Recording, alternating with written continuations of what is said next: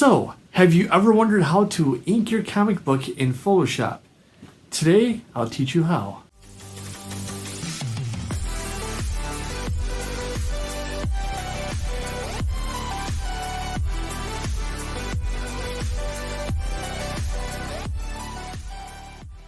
So what we have here is a beautiful penciled Batman page by Jason Fabak. I apologize if I butchered your name.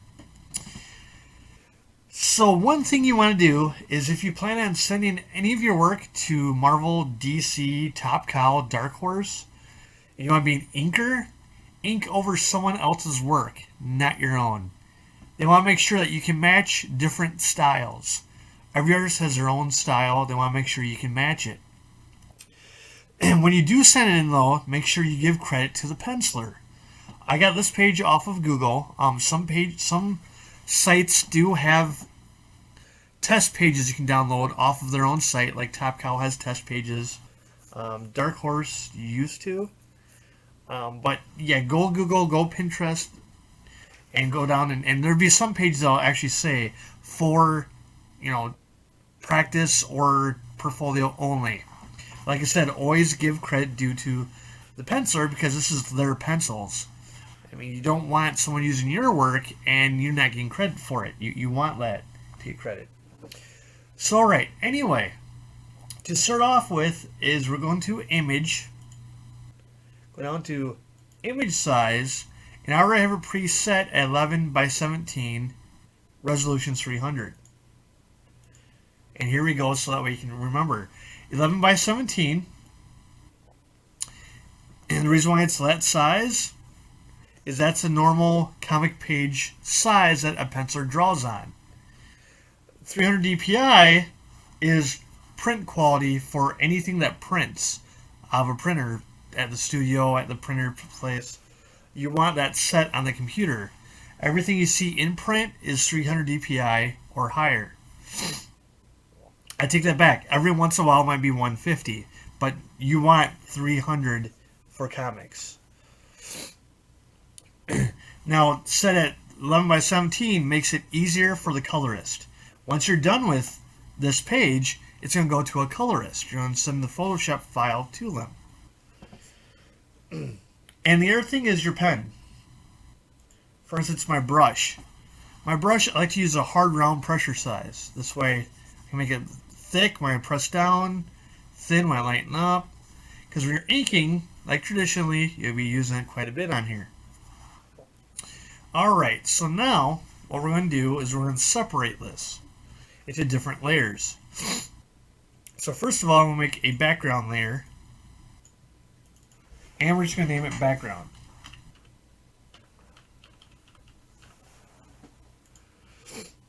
And then this layer, the pencil layer, we'll name pencils. Background layer, make sure that is white. And I'll show you why in a little bit. I'll make that white. Alright.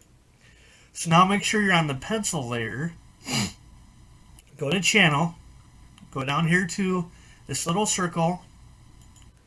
And then when you click it, you see these marching ants. That's what they call them. They look like little ants crawling around.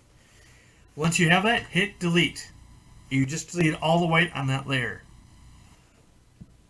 Now hit Control D for deselect. Go back to layer. And you're like, okay, the black's got a little bit whiter. What's going on? Look at that. The white is gone. Now it's separated into two different layers. So I'm going to lock, with the lock button, the background, so I don't have to touch that. So for pencils, what I like to do when I go over it, you can either lighten the opacity, or I like to change the color of it. So go down to FX down here. I'm sorry, I got ahead of myself. FX. Color overlay. I have blue already set. Make it whatever color you want, but me personally, I like blue. Like I said, inking was my first job in comics, and I started traditional on the table. So a lot of times, an artist would send me their work, and it'd be in blue pencil, non-photo blue. Non-photo blue is still around. And what that does is when you put it onto a photocopier, it doesn't show up at all, which is perfect for inkers. You go over their work, it's good to go. You don't have to worry about the blue showing up when you scan it in and send it to them. Otherwise, when they sent to you normally like this, you had to go over it and you had to erase underneath it because some pencils would still show through, but you're erasing their work, which is kind of sad. And then you'd send it that way. But I just like doing it like this. So now I'm going to lock this layer. I don't want this layer to be drawn on at all. So now another thing I want to show you is traditionally a lot of times the background here will be white. This is Batman, it's brooding, so he made it black. But now if you got a white one, you want to make a panels layer, which we're going to do that. But so here's a layer, name it panels, and traditionally you'd go up or down here to the rectangle tool, there. And of course you just select the box. I got set at 5 pixels. Perfect. Done. But we're not going to do that with this page. So I'm going to hit Control Z and get rid of that. And we still got panels. I'm going to click back on pencils. I'm going to make one more layer and name this black. You're probably wondering why. Well, this is all black. So we're going to be on the black layer. You're going to take the paint bucket, switch it to black, and boom, make it completely black. Then you want to add a layer mask. Alright?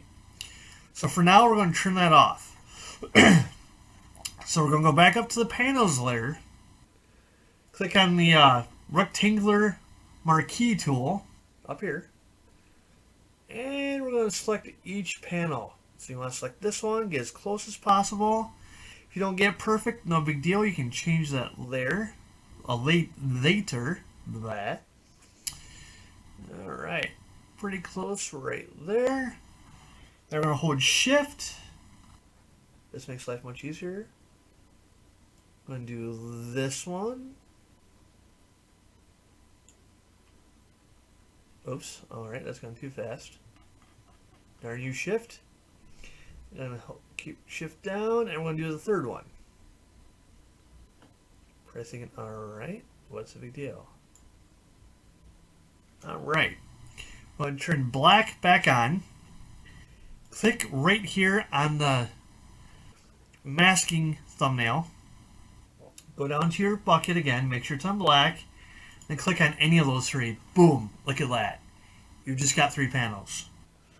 There, hit Control D and deselect. Again, turn it off. We're going back up to panels. And this one's a little tricky down here because it's an odd shape.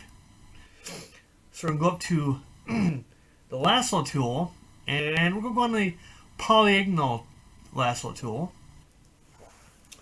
And we're going to just kind of, go over here, there. This one's kind of crooked here, but we can just... And look at that. He has a little bit of a back showing out there. Go like that, like that. Actually, hold on. Let me get out of this and I'll zoom in for you. Let me zoom in. Be a little bit better. There we go. See, it comes out of the panel a little bit right there. So, again, go up there, right there. Over, move that over a little bit. And I'll go like this so I can try to get the curve. I want to get this because we want to make, get his jacket that's coming out of the panel, make it look really neat.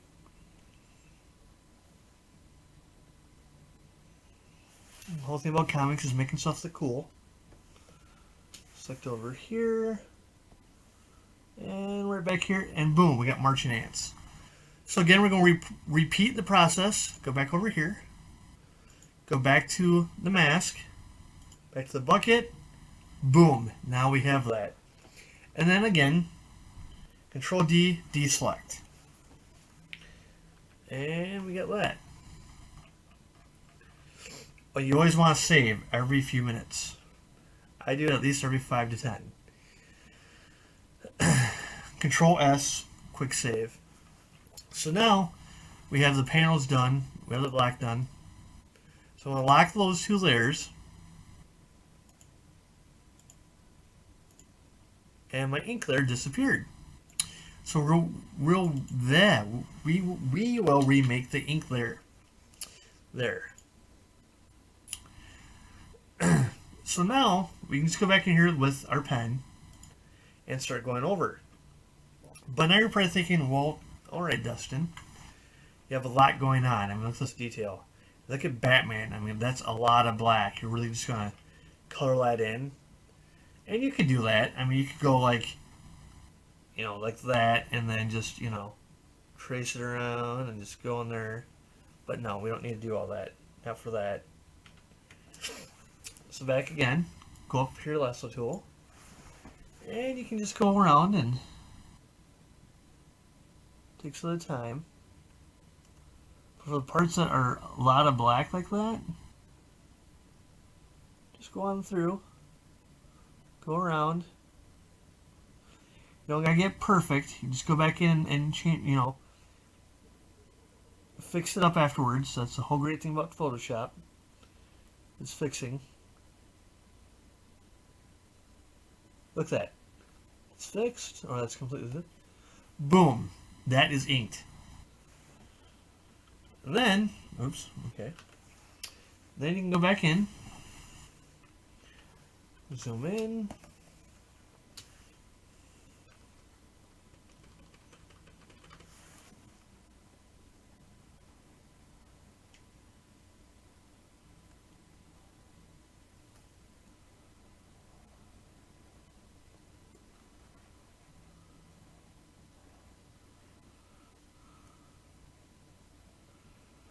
And sometimes it's kind of hard to tell what's from what, as you can tell when you get up close.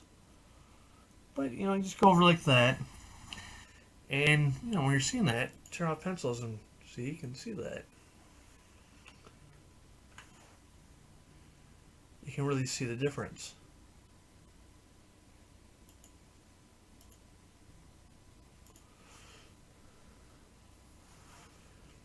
And that's pretty much that's really all to it, you know, to digital inking. Pretty simple, pretty easy to do. And we'll do some more. Go down here. This bad guy here, mugging the guy, carjacking him. So we'll go over his clothes here. A lot of times you can just, you know, go on it and go get right in there. And I got that. You can add to it, you know, like the guy's shirt right here. You can also add in, you know, like I said, it's up to you to really add into it. Right now I'm just going over the basics of his line work, beautiful line work, but you can add a lot more to it as well. You're the inker, you're making his stuff better. That's the whole point. Over like that.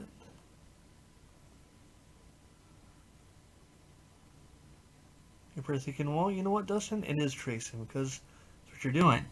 And I know you're probably thinking that. But I'm like, I don't know, just some detail here. I just don't like all of it. So I add a little more strokes to it. Why not, right?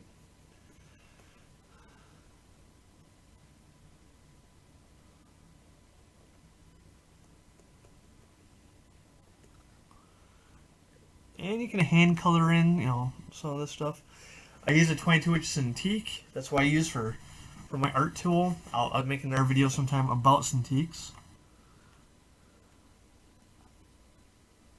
All my tools of trade. So you can go like that and like that. It's tedious, but hey, it's fun. You can really learn other people's styles this way too. I mean, animators, they go over each other's work all the time. Let me zoom out. And so you can see how that's being inked like that. This is a lot of detail. I mean, beautiful work in the city. And a lot of black over here. A lot of line work right here. And I'll go over that. Boom, boom, boom. You don't have to follow their lines completely. I mean, add your own. And it's Photoshop. There's like 20 different ways of doing the same thing. So if you find an easier way of doing something, go for it. And this is how I do it. But if you find a better way of doing it, it's easier for you. Definitely do that, Lynn. Now, once this is separated and everything, just like this, like I said before, it's going to be a lot easier for the colorist. It's going to be already separated. And they're going to go underneath the inks, and they're going to add their colors to it. And I'll do a coloring demo sometime as well. So it's really easy work. It's a little bit faster. Actually, also right there, if you make sure that you close in all the lines right here.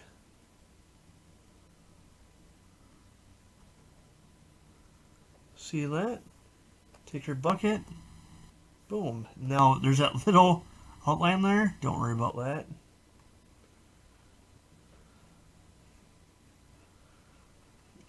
Go over like that, and you got that inked.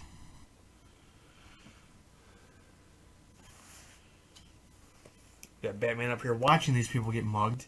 There you go, Batman. Jump down, do something, right? And you learn a lot watching, or zooming in and looking at the work of how they did that. I mean, look at that.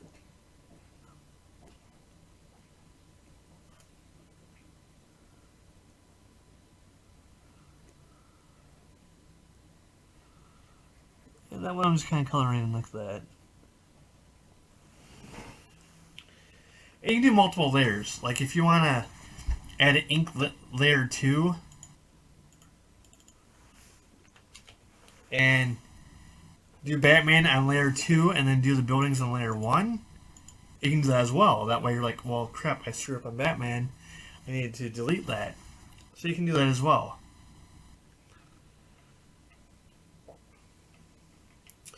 There's really not much else to digital inking. It's that simple. So I hope you enjoyed this, and we'll see you later. Thank you for watching. I hope this really helped you a lot. I'll be dropping a new video every Friday. Please hit the subscribe button below. If you have any questions, please leave them in the comments below. So I wish you the best. Keep making your comics and keep making art. See you next time.